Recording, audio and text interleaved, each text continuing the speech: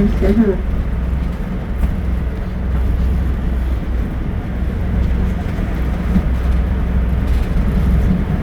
Now, if you look off to our right from this big clearing that we're about to pass, you might notice a very large building up on the hill there. That is the Lake of the Clouds hut. That is the highest of 8 high elevation huts that the Appalachian Mountain Club has spread throughout our White Mountains here. You can stay there overnight. That one's holds about 90 people, but you do need reservations as they are rather popular. They even have a makeshift restaurant there where you can order food during the summer months. Now, they also collect very important research that the AMC does in terms of our evolving climate and our White Mountains, so they also give educational presentations there for the people who stay overnight. And these huts are spread about a day's hike apart, anywhere from 6 to 8 miles away. So you can actually hike hut to hut since you're not able to camp above tree line to protect our fragile ecosystem. Now, this passing loop gives us a very good visual of our tracks. So we're actually the only railway in the entire world whose tracks are built completely above the ground. That goes back to our original state charter saying we would disrupt the land as little as possible, not dig into the mountain at all, and not remove a single rock from this mountainside. So we can place all of our tracks right on top of the mountain.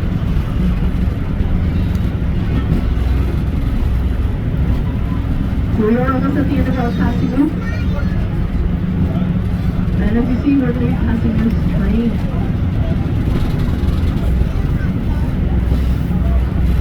Now, before these switches were motorized in 2007, there was a job made brakeman, and they switched from a board to hop off at each switch location and move about 9 consecutive pieces from one part of the track to the next.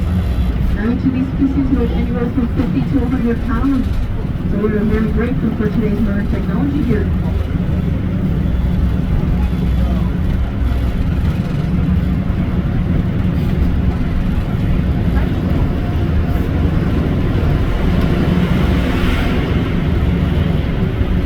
So we are quickly approaching our third switch of the day. I promise after this switch we won't see the last one for a very long time. But I do need everyone back in a seat now and sitting.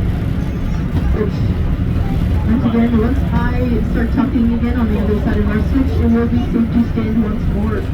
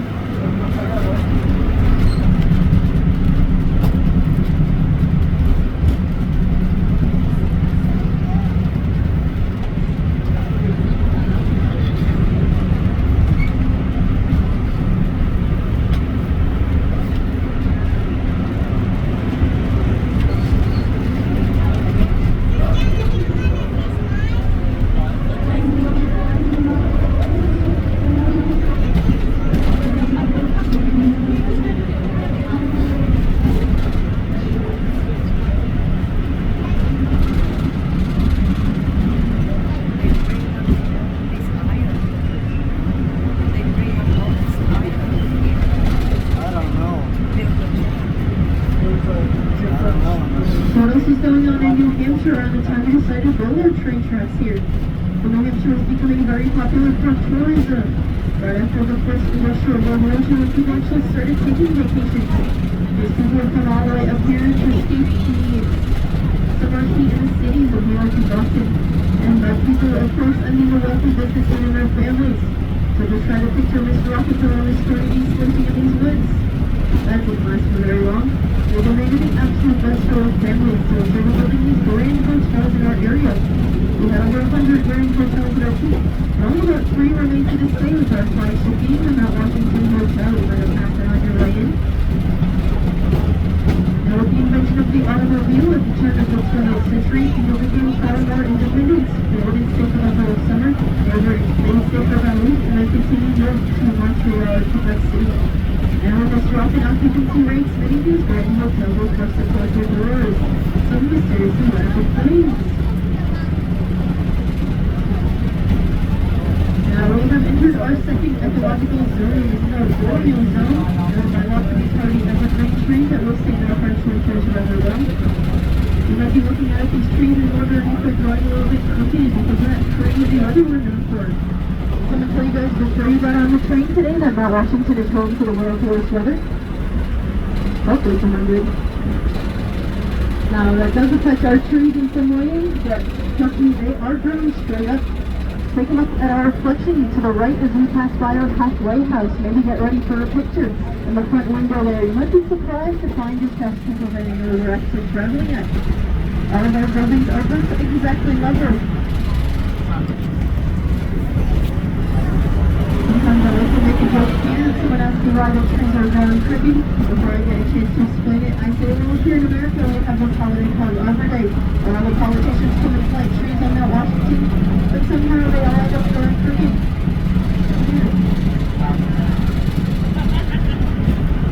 Now we even had a grand hotel up at our summit back in the day that was built in 1852, long before the railroad building Mount Washington Auto ever existed. So imagine that people hike all the way up there. They would take their horse-drawn carriages all the way up to the summit, and there they would stay the entire summer long. But like I said, that was before we knew we were home to the world's worst weather. So why are we home to the world's worst weather? Well, we are at the intersection of about 3 major storm tracks and 20 minor ones. So we have the tendency to suck all the bad weather out from the surrounding valley and place it nicely on top of Mount Washington for us to enjoy. There's only about 30 days of the year that you can see the summit all day long. And about 30% of the year you can see the summit at all. I think today was one of those 30% those bonus days. We were in the clouds this morning, but we have cleared up pretty nicely. Just in time for you guys to get up to the summit. And everyone knows some of the records Mount Washington has set. Maybe the highest wind speed ever recorded atop our mountain. A nice 231 miles an hour. Our winters are definitely less than hospitable. One of the reasons we do not bring passengers up to the summit during our winter. Mainly because the summit building is not open. Which is not open today, but we're gonna leave the train open for you guys. Pretty nice day actually.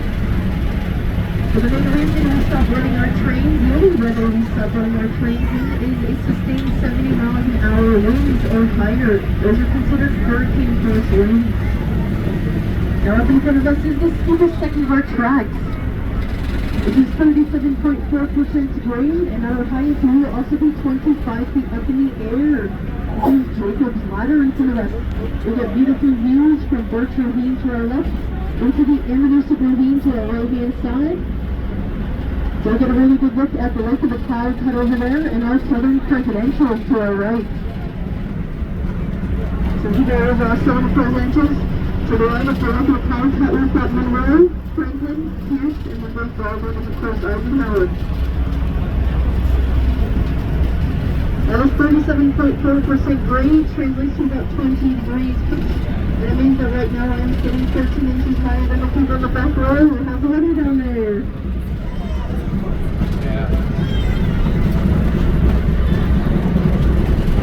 Now that's exactly what Jacob's Ladder looked like back in the 1860s when we first built it. The only modification we made are loose hurricane ties to help withstand our winters. And when Hurricane Katrina came through, it ripped down Jacob's Ladder. So we did have to rebuild after Hurricane Katrina. Now we're coming to our trees, guys. They're shrinking. We have entered our transition zone, our charge zone, and where you'll see that stunted growth in our trees. These are in fact full trees. These are called scrub spruces or crumbles, which means next to our trusted wood. We had some scientists come out a couple years ago to study them. They found that some of them are up to 250 years old. So they go very low and very slow. If you're not scared of hiking, you can look down to the left there. It's about a 1,000-foot drop or into Birch Ravine that we can see. And if you're scared of heights, look up to the right, we have some nice rocks. All the green that we're starting to see covering the rocks is a moss-ended algae called lichen. Lichen needs very healthy air quality to thrive, so it's a good sign, and we have lots of it up here. Any questions so far? Alright.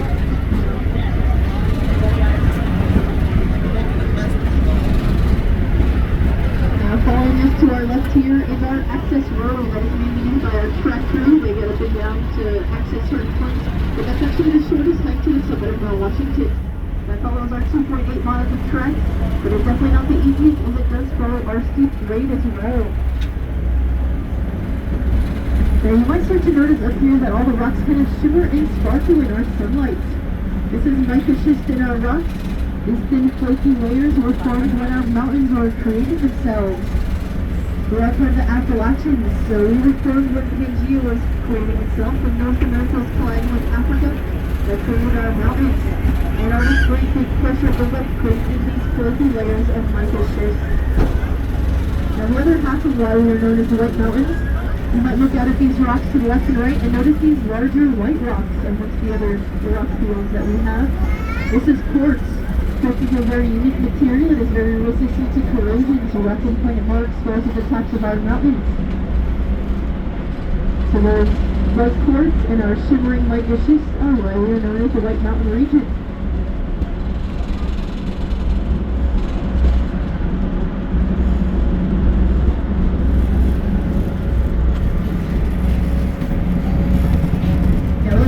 Special event that happens every year on our access road. It is called Race the Cog. That's exactly what it sounds like. These runners, they take their mark skits and they go race or train alongside us up the access road.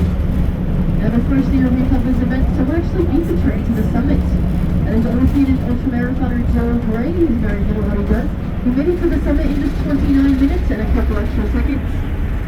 That is the fastest recorded ascent of Mount Washington. Now the second year we have this event, we couldn't have that happen again. So we sped up our train to ensure that machine will always beat man. So the third year, this year we of course had to increase the challenge once more. So we made it a round trip race. We had to race us up and back down the mountain. Fastest round trip time was about 1 hour and 10 minutes. But I'm more impressed with the fact that I heard nothing about any ankle or knee injuries on the way up or down. And if you look at the state of the road, it's just loose boulders up here.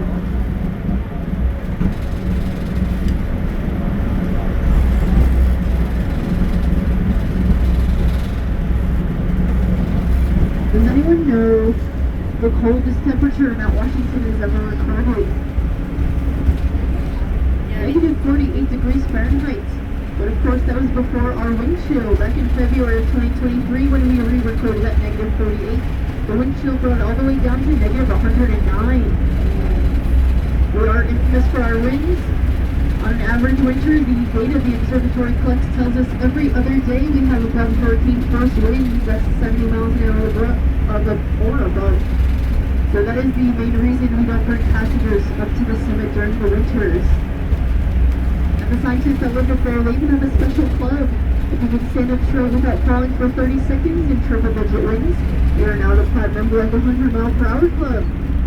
Anyone want to give that a go? That is a staffed year-round, 24/7. There is someone up there, multiple people actually, watching that weather and recording things. So they take shifts of 7 days on the mountain, 7 days off the mountain, and they switch shifts coming up the auto road. We are one of the most accessible mountaintops. We've got the train that comes up the west side of the mountain.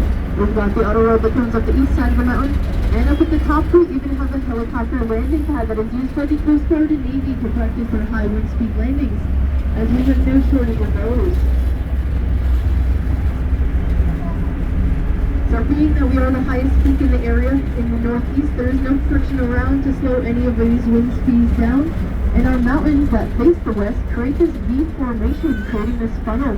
That is where all of our storms track from the west. And it directs all of these storms directly to Mount Washington. So then we got a couple of storms intermingling and clashing sometimes. So that also speeds up our winds, and nothing ever slows them down. So up here we are in our fourth and final ecological zone. This is the Arctic tundra, better known as the Alpine zone. This features lots of this Arctic grass and has approximately 0 nutritional value to it. So do you guys see any animals all the way up here? There's still markers to the left. We do have some animals. All these nice big boulders and long covering grasses make for very nice dens. So absentee squirrels running under our track. We've got pine marten, foxes, sometimes even a coyote. There's even a bird that comes all the way up here to nest. That is the northeastern pipit songbird. Now in the northeast where it resides,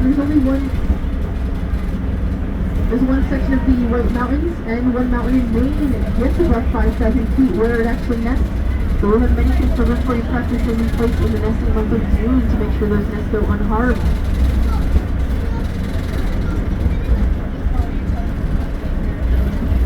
Now you might also start to notice these rock triangular towers everywhere.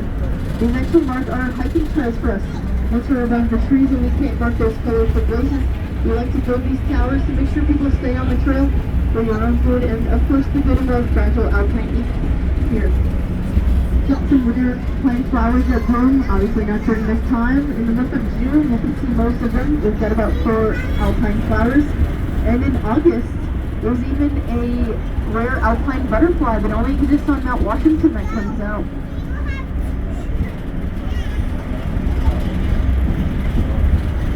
So these piers that are trails.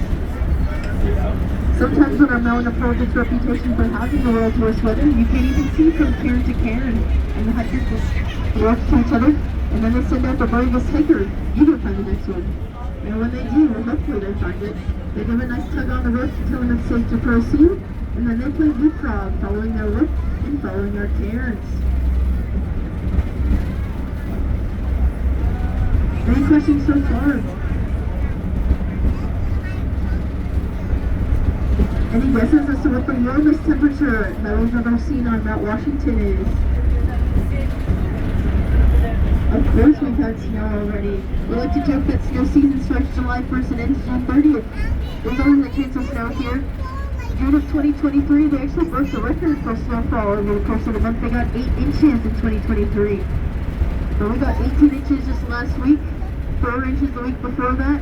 Most of it's melted.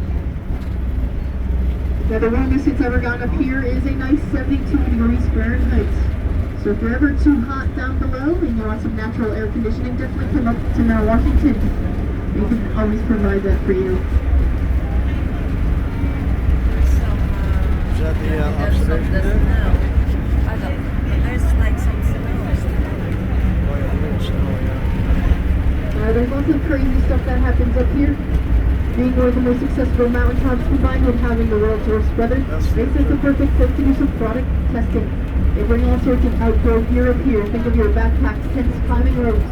You'll make sure it is able to withstand those elements before you go out and use them. In the late 90s, they even brought up jet engines on the outer road to see how they would perform in sub-freezing temperatures. They still do product testing up here. Whatever company wants to do testing, and then they can get the nice bragging rights that this product was tested on Mount Washington. Now we are very popular for hiking and even overnight backpacking year-round. Like I said, our winters are less than hospitable, but these crazy people doing this during the winter are actually training for Mount Everest. If I have any skiers on board, you might have heard of Tuckerman's Ravine. That's a popular ravine off the other side of the mountain, Yeah, I've heard of it. the east-facing side. Many mountaineers come from far and wide in the winters and they actually train for Mount Everest climbing up Tuckerman's Ravine. It's the perfect place because you're only exposed to about half of the risks you face on Mount Everest. You don't have to deal with any lack of oxygen. You just have to deal with exposure to our crazy elements. Now, has everyone heard of the Appalachian Trail? Perfect, we're about to cross right over it. These cairns to the left and right of our tracks mark that Appalachian Trail for us. So the Appalachian Trail is about a 2,000-mile long journey, starting down in Georgia, ending just past us in Maine. It's only about 233 more miles to the end there of Maine on Mount Katahdin. If anyone is feeling like an afternoon walk.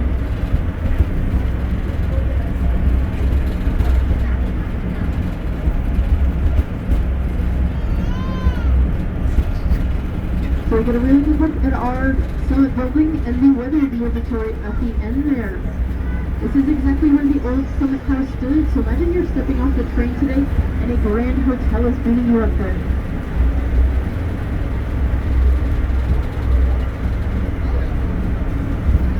Now our summit building is closed for the season. Unfortunately, you will not be able to go inside. But at the end of our train tracks, you can find restrooms. The gift shop of the auto road is also open. Has anyone been up the auto road before? I'm told this is a much more enjoyable experience, and there are no guardrails on the entire 8 miles of windy driveway over there, so it makes for a very pleasant descent as you look at the cliff that awaits you and hope your brakes don't burn up like they've been warning you for the last hour. So just get to enjoy the ride here. Now we're going to be up at the top for 30 minutes, so once we get there I'll give you an exact time to be back by. And you're able to explore around the area. You can go up around the back of the building and climb up to the top. You can see people on the roof there. You get some really good visibility. I believe we have 100 miles of visibility today, so if you look off in this direction, you might even see the Atlantic Ocean. You can see 5 states, including Canada, on those days. So I think today is definitely one of those days. We are going to be getting on the same train, so feel free to leave any belongings you have here. I do need everyone to get off. I'm going to flip the seats, and then if you are cold, you can feel free to hop back on the train during that 30-minute stay up there. Now to the left of the Summit building, you'll find the Tip Top House and Geographical Summit of Mount Washington. Make sure you take those extra couple steps and get your picture taken at the official summit of Mount Washington. To the left, you will also notice lots of gauges, or weather gauges, and some radio antennas as well. They should all be ripped off, but definitely don't touch anything that looks important. Same as on the train.